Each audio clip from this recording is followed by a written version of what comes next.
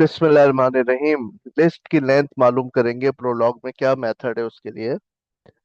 तो अरिथमेटिक को जोड़ते हैं लिस्ट के साथ। किस तरह कि इस सवाल का जवाब देते हैं कि how long is a list, यानी इसका जवाब क्या होगा। एक नंबर होगा कि लिस्ट में कितने एलिमेंट्स हैं। तो जनाब इसमें टेल कंडीशन क्या होगी, कहाँ पर ये प्रोसीजर रुकेगा। तो जब लिस्ट एम्प्टी हो जाएगी, गिनते गिनते एक एक एलिमेंट गिन गिन के निकालते रहेंगे लिस्ट में से। और जब लिस्ट एम्प्टी हो जाएगी तो उसकी लेंथ क्या हो जाएगी, जीरो। क्योंकि ये तो आपको पता है, फैक्ट है कि एम्प्टी लिस्ट की लेंथ क्या होती है, जीरो होती है। और नॉन एम्प्टी लिस्ट जो है उसकी लेंथ क्या होती है, one plus length of its tail. एक एलिमेंट हेड के तौर पे निकाल लेते हैं, तो जो टेल बचती है ना उसमें वन प्लस कर देंगे तो लिस्ट की लेंथ आ जाएगी। लेकिन ये तो तब होगा ना जब ये निकालते निकालते जीरो हो जाए, तो फिर वापसी का सफर शुरू होगा। किस तरह से, मिसाल के तौर पे अब यहाँ दो चीजें हैं। एक तो एक लिस्ट खाली हो गई, एम्प्टी हो गई, तो उसकी लेंथ जीरो हो गई। ठीक है, नहीं तो हमने क्या किया, उसमें से एक एलिमेंट निकाला। अब हमारे पास ये बाकी लिस्ट है एल। ठीक है, और इसमें इतने एलिमेंट्स हैं।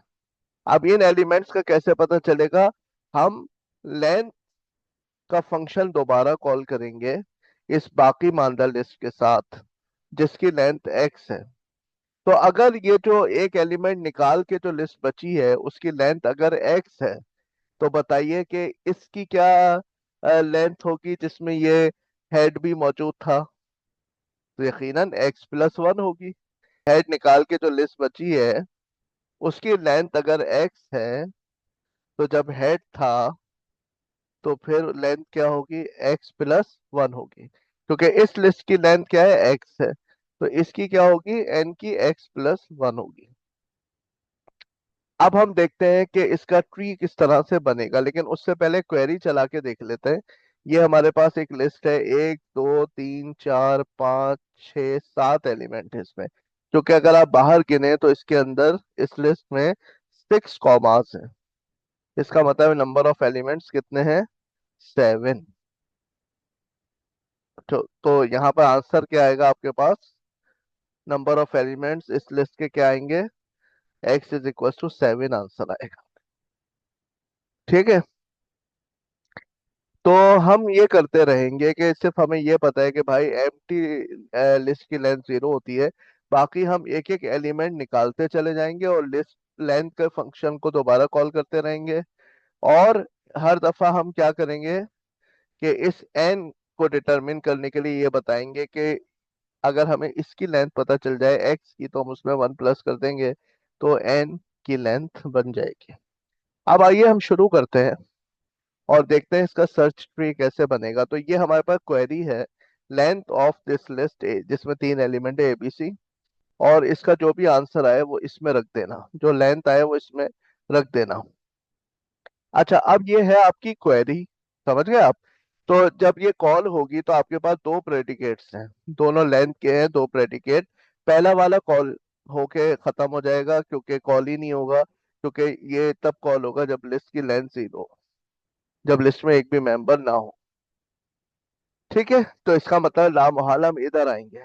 जब इधर आएंगे तो होगा क्या कि आपके पास एक एलिमेंट निकाल लिया जाएगा, एक एलिमेंट निकाल लिया जाएगा। और दोबारा ये फंक्शन कॉल होगा लेंथ बाकी लिस्ट के साथ। यानी जब ये कॉल होगा तो उसके बाद आपके पास ये नो किसका आ रहा है, पहले वाले का। ये तो नहीं चला, ठीक है, सेकंड में हम आए ये वाला। अब हमारे पास लेंथ एल, एल क्या हो गई, मुख्तसर होके उसमें से एक एलिमेंट हेड का निकल चुका है, ए निकल चुका, अब बचे बी सी। ठीक है, और ये आपके पास क्या है, ये तो जाहिर बात है, ये तो आपको पता ही नहीं है कि ये एन क्या चीज है। ये तो नया है ना। अब ये आपके पास है, सपोज करो ये लेंथ था, ये जो मेन जहां से कॉल हुआ है ना ये लेंथ था। तो इसका नाम आपने रखा, जो नया कॉल हुआ है इसका नाम आपने रखा लेंथ वन, मिसाल के तौर पे। मिसाल के तौर पे वेरिएबल का नाम आप कुछ भी रख सकते हैं। ये जो आपके पास है लेंथ वन है। अच्छा, अगर इस लिस्ट की लेंथ लेंथ वन है, तो आप बताइए इसकी लेंथ क्या होगी। जाहिर बात है लेंथ वन में हम वन प्लस कर देंगे तो इस वाले की लेंथ आ जाएगी।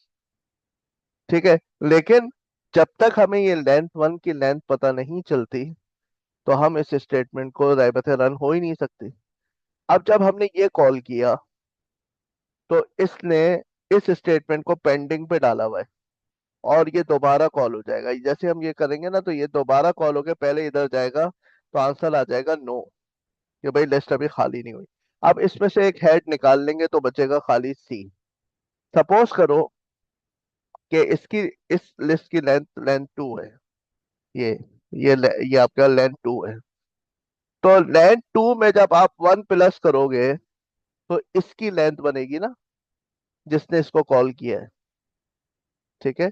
इसकी लेंथ क्या बनेगी? Length two plus one.